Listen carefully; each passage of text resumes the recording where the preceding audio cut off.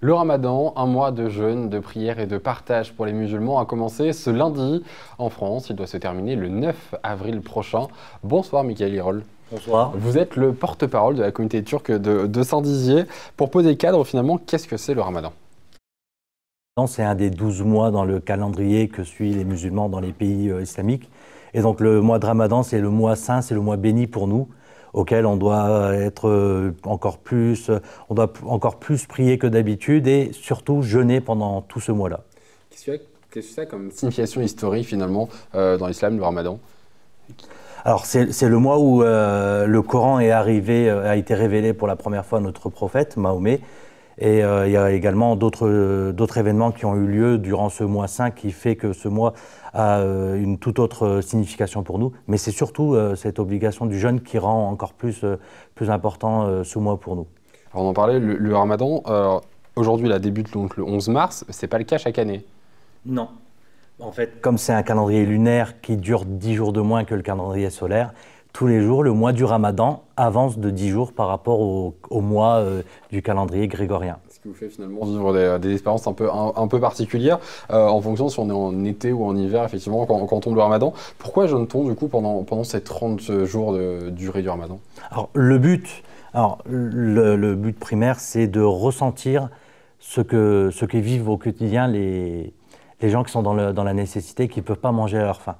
C'est surtout de comprendre leur malheur et ensuite justement d'être plus dans la donation du fait qu'on partage cette peine avec eux. L'ouverture vers l'autre, du coup, par justement ressentir effectivement ce que vous disiez, donc les sensations du dénutri. Comment ça se passe réellement, du coup, la journée finalement d'un jeûne, comment ça se passe? En fait, le principe, c'est simple. Du lever du soleil jusqu'au coucher du soleil, pendant toute la journée, il faut ni manger, ni boire, ni fumer, ni en fait, il faut rien consommer du tout. La boisson, justement, notamment l'eau, ça c'est quelque chose qui peut être toléré? Non, ce n'est pas toléré, ni même l'eau. Ni même pendant une période estivale, chose comme ça? Non, justement, il n'y a aucune exception. C'est pas d'eau, pas de consommation de nourriture, ni même la cigarette pour les personnes qui en consomment.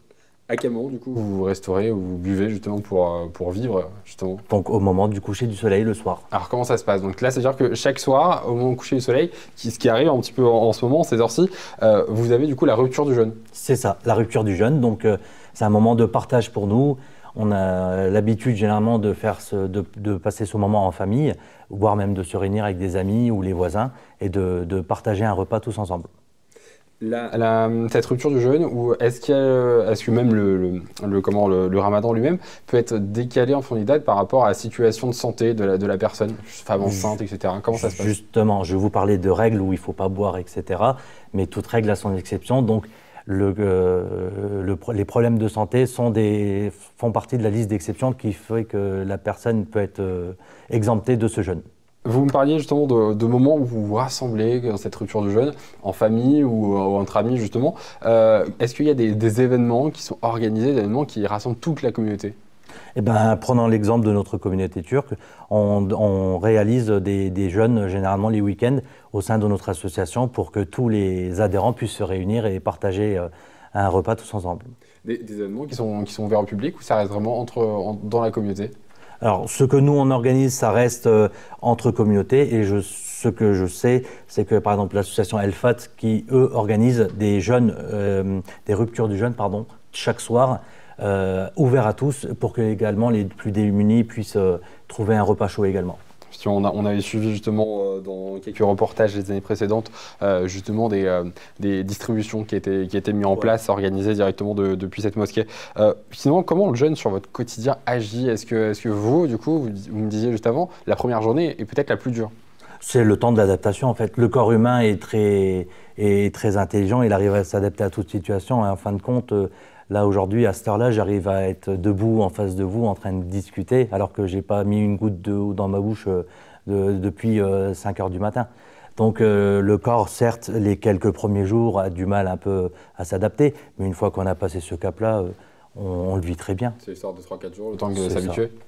30 jours, du coup, effectivement, une période du coup, qui peut être amenée à évoluer ou pas en fonction du calendrier. À chaque fois, ça reste 30 jours ou est-ce que les mois peuvent changer justement? Le mois lunaire, justement, parfois ça tombe à 28 jours, 29 jours ou 30 jours. 30 jours cette année. Cette année, c'est 30 jours. La fin du Ramadan sera le 9 avril prochain.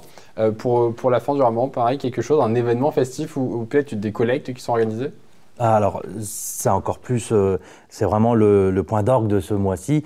C'est la fête de l'Aïd, donc la fin du mois du Ramadan où on se rassemble tous entre familles pour passer cette journée ensemble et aller rendre visite aussi aux plus grands pour partager ce moment avec eux également. Le 9 avril prochain, du coup, c'est un moment à pas manquer. Le 9 sera le dernier jour du Ramadan et le 10 sera fêté. Effectivement, merci de le préciser. Merci beaucoup, Mickaël, d'avoir été avec nous aujourd'hui pour nous parler de cet événement important pour votre communauté.